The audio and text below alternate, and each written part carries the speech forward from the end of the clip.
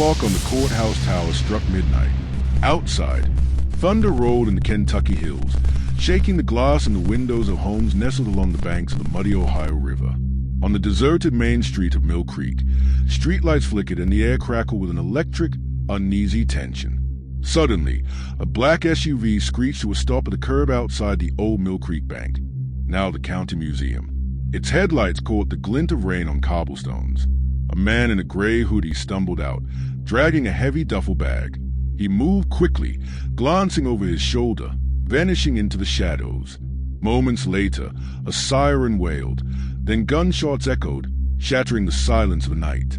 Before sunrise, nothing would ever be the same in Mill Creek. Before sunrise, nothing would ever be the same in Mill Creek. If you're captivated by stories where truth and justice collide, and nothing is ever as simple as it seems, make sure you're subscribed with notifications turned on. You don't want to miss what comes next. Mill Creek was a kind of town that belonged in a postcard. White picket fences, church picnics on Sundays, and neighbors who still wave from their porches. But beneath the surface, old resentment simmered. It was the spring of 2019, an election year, and the country was already fractured by politics, race, class, and the battle between old and new. Here are key characters in this story. Sheriff Dan Hardin, 52, a third-generation Mormon, beloved by some, despised by others for his old-school ways. Rachel Navarro, 30, for the county's first Latina assistant DA, known for her relentless pursuit of justice and a rumored secret of her own. Marcus Fields, 28, a black factory worker, respected Little League coach and community organizer, now at the center of the storm. Maya Fields, 25, Marcus's younger sister, a nursing student with a history of activism and a fearless voice. Deputy Kevin Ross, 40, Sheriff Hardin's right-hand man, a former Marine with a complicated past. Eleanor Brandt, 60, the mayor, tough as nails, facing re-election and desperate to keep the peace. Journalist Thomas T.J. Green, 38, outsider reporter for a national news site, always looking for the next big story. Caleb Doyle, 19, the victim, star quarterback, son of the town's wealthiest family, found dead on courthouse steps. It started like any other summer night. The annual Mill Creek Festival was in full swing, the scent of barbecue drifting over the square. Fireworks cracked overhead. Kids ran through the grass with sparklers. At 11:37 p.m., a piercing scream shattered the laughter. In front of the old courthouse, under the American flag, lay the body of Caleb Doyle, face down, blood pooling on the marble steps. A single bullet wound to the chest.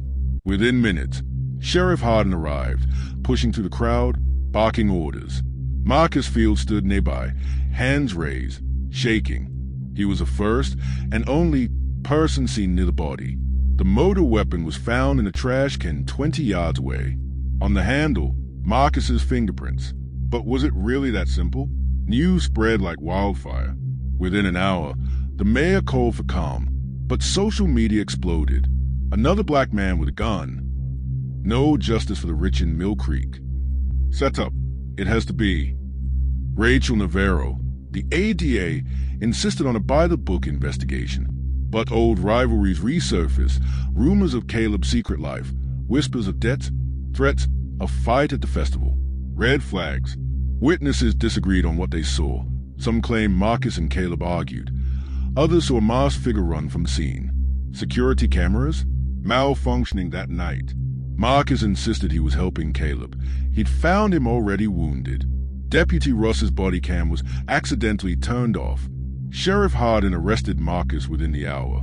The town split in two, half convinced of his guilt, the other half sure he'd been framed. If this story has you questioning what's real and what's rumor, make sure you're following along.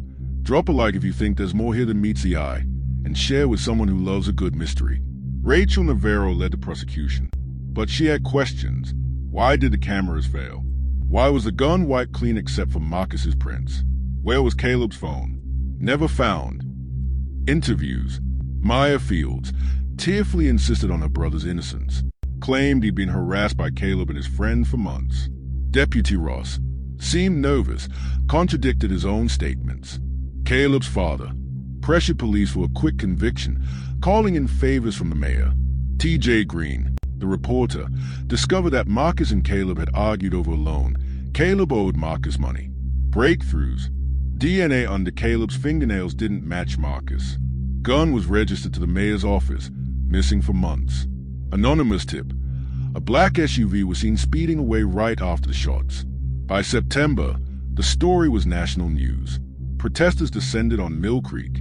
Was Marcus Fields a cold-blooded killer or a scapegoat for a powerful family? Inside the courtroom, the prosecution relied on fingerprints, proximity, and motive.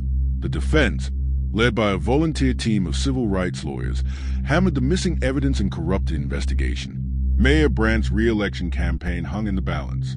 Sheriff Hardin's reputation was in tatters. Rachel Navarro received threats, some for being too soft, others for selling out. Key witness. A festival vendor came forward. She'd seen a masked figure in a gray hoodie run from the courthouse, not Marcus, moments before the shots. Another witness, a teenage friend of Caleb's, admitted under pressure that Caleb had been receiving threats for weeks from someone using a burner phone. But the phone was never found. Just when it seemed the defense might win, Deputy Ross found Caleb's missing phone in a storm drain. But data revealed the phone had been wiped clean, except for a single timestamp video. On the video, a heated argument between Caleb and a shadowy figure, face hidden, where Caleb yells, "You think you can threaten me? My dad owns this town." In the background, the sound of a third voice, distorted and angry, shouting, "Leave him alone." The voice was analyzed, but experts disagreed. Was it Marcus or someone else? The evidence was enough to cast doubt, but not enough for certainty. If you think the real story is about to come out, comment below who you think the mystery voice belongs to. And if you're hooked, don't forget to subscribe. We cover the cases others are too scared to touch. As the trial dragged on, the town and the country divided. Conspiracy theories flourished. The mayor's son was involved in drugs and gambling. Did he owe dangerous people? Did Deputy Ross plant the phone to help or hinder justice? Was Rachel Navarro secretly pressured to secure a conviction for political reasons? Did the missing video data hide another, more powerful suspect? TJ Green uncovered a string of anonymous payments made to a shell company linked to the Doyle family, potential blackmail or hush money. The jury was deadlocked. Protests grew violent. The National Guard was called in. Every news outlet in America ran the headline, "The Case That Divided a Nation."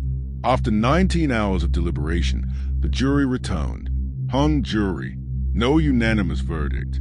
The DA's office declined to retry, citing insufficient evidence and risk to public safety. Marcus Fields was released, but half the country saw him as a murderer, the other half, a victim. Maya Fields left town, hounded by threats. Sheriff Hardin retired early, reputation destroyed. Deputy Ross quietly resigned. Mayor Brandt lost re-election but never faced charges. Rachel Navarro moved to Chicago, never speaking publicly again. The true killer? Still officially unknown. Was justice served, or did Mill Creek secrets win again? Who do you think the mystery voice on Caleb's phone belonged to? And what would you have done if you were on the jury? Drop your thoughts in the comments. Your voice matters in the search for the truth. If this story had you on the edge of your seat, subscribe for more real-life mysteries, unsolved crimes, and courtroom drama every week. Hit like if you want more stories that reveal the hidden side of America, and share this video with anyone who thinks they know what justice looks like. Long after the last news van leaves and the courthouse lights go dark, Mill Creek remains divided. On the courthouse steps, a single wilted bouquet sits where Caleb fell. In the quiet, you can still hear the echoes of that fateful night, a case unsolved, a town forever changed, and a nation left to wonder, how far will we go for the truth, and who pays the price when justice is never truly blind?